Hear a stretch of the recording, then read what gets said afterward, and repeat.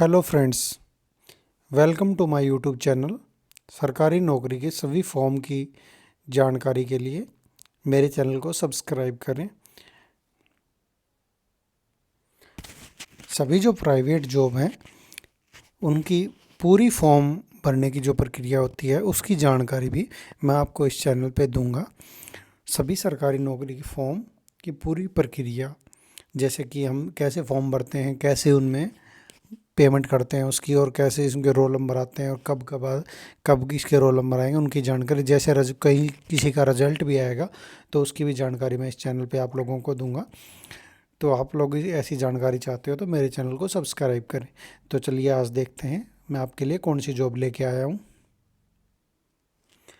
आज मैं आपके लिए SSC CHSL रिक्रूटमेंट 2020 ये लेके आया हूँ। ये क्या होती है SSC CHSL? ये होती है हमारी HSSC के अंदर कंबाइंड हायर सेकेंडरी लेवल का एग्ज़ाम होता है। कंबाइंड हायर सेकेंडरी लेवल मतलब 12वीं बेस पे ये वैकेंसी होती है जो SSC निकालती है इनकी पोस्ट। तो उसके बारे में आज मैं आपको कुछ जानकारी दूंगा। तो ये फॉर्म निकले हुए हैं अभी, ये लास्ट अपडेट है इसकी 7/11/2020 की। इस दिन ये फॉर्म निकले हैं और ये फॉर्म अभी हम अप्लाई कर सकते हैं, कंटिन्यू है अभी।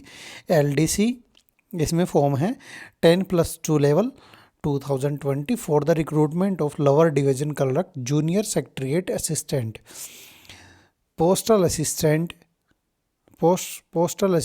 sorting assistant, data entry operator, DEO vacancies. Those candidates who are interested to the following vacancy and completed all eligibility criteria can read the notification and apply online. ये जो vacancy है हमारी ये 12th बेस पे है और इसके लिए ये पोस्ट हैं लोअर डिवीज़न क्लर्क की और जूनियर सेक्रेटरीट असिस्टेंट की है, पोस्टल असिस्टेंट की है, डाटा एंट्री ऑपरेटर की है। तो ये वैकेंसी हैं हमारी और इन चीज़ों के लिए, इन पोस्टेज के लिए हम अप्लाई कर सकते हैं। इसमें एप्लीकेशन फ़ीस है फॉर अदर कैंडिडेट 100 रुपीज़, मतलब अदर कैंडिडेट जर्नल और OBC के कैंडिडेट के लिए फ़ीस है 100 रुपये। For women, SC ST PWD ex service man nil, मतलब वोमेन के लिए SC ST वगैरह के लिए फ़ीस रहेगी हमारी 0, मतलब बिना फ़ीस के ही अप्लाई हो जाएगा। पेमेंट मोड है ऑनलाइन और ऑफलाइन दोनों रहेगा इसमें।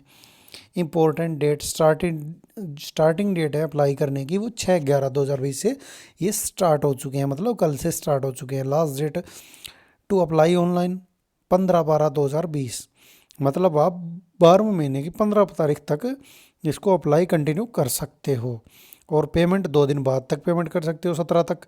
और ऑफलाइन यदि चालान आपने निकलवाया है तो उसकी पेमेंट 19 तक कर सकते हो, 19/12 तक कर सकते हो आप, ठीक है। तो ये चीज़ें आप लोग कर सकते हैं। इसमें जो date of computer based exam है वो 12 से लेकर 27/4/2021, मतलब ये फिक्स है पहले से।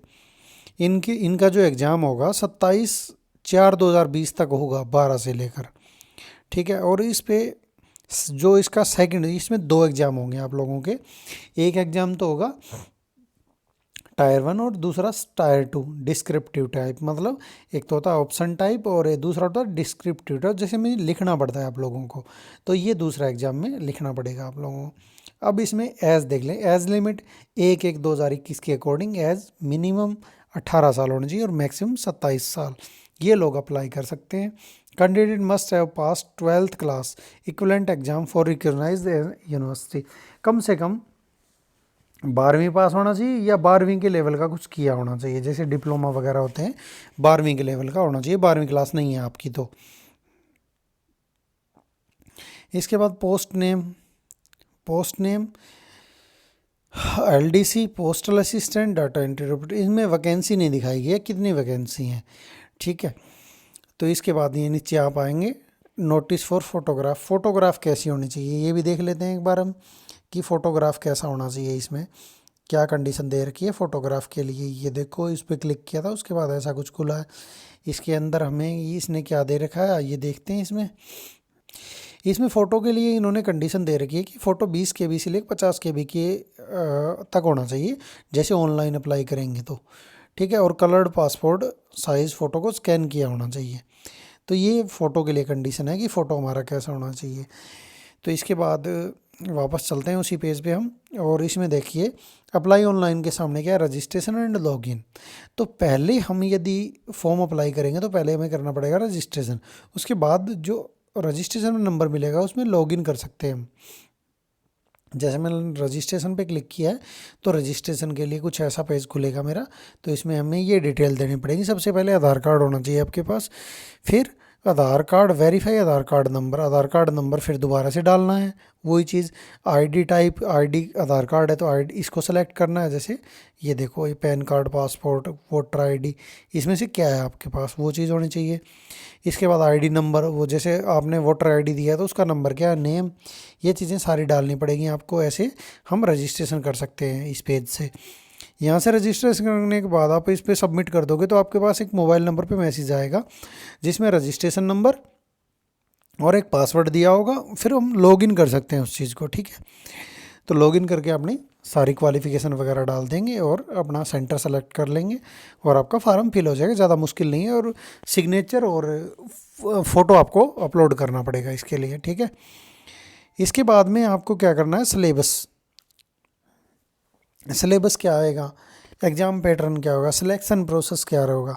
सिलेक्शन प्रोसेस तो मैंने आपको बताया था कि पहला एग्ज़ाम होगा, फिर सेकंड एग्ज़ाम होगा, और फिर इसके लिए इंटरव्यू होगा। इंटरव्यू के बाद आपको सेलेक्ट किया जाएगा, ठीक है। सिलेबस क्या होगा, सिलेबस पे क्लिक करते हैं हम।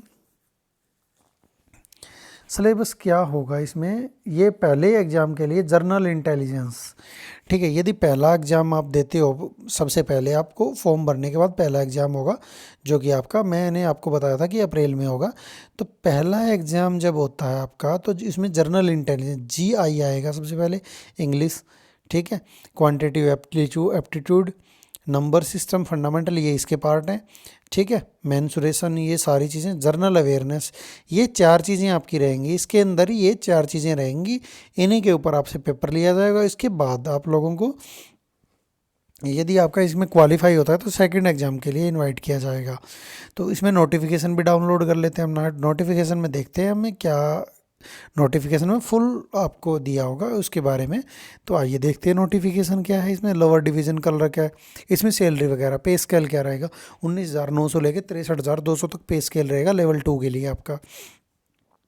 फिर पोस्टल असिस्टेंट के लिए, डाटा एंट्री ऑपरेटर के लिए, EDO के लिए, और पे data entry operator grade A, ठीक है। इनके लिए पे लेवल दिया। वैकेंसीज, ये मतलब ये दिखाया गया कि वैकेंसी आगे पीछे होती रहेंगी जैसे भी है। रिजर्वेशन है, ठीक है। ये चीज़ें हमें दिखा रखे। नोटिफिकेशन को हम पूरा पढ़ सकते हैं इसको, ठीक है।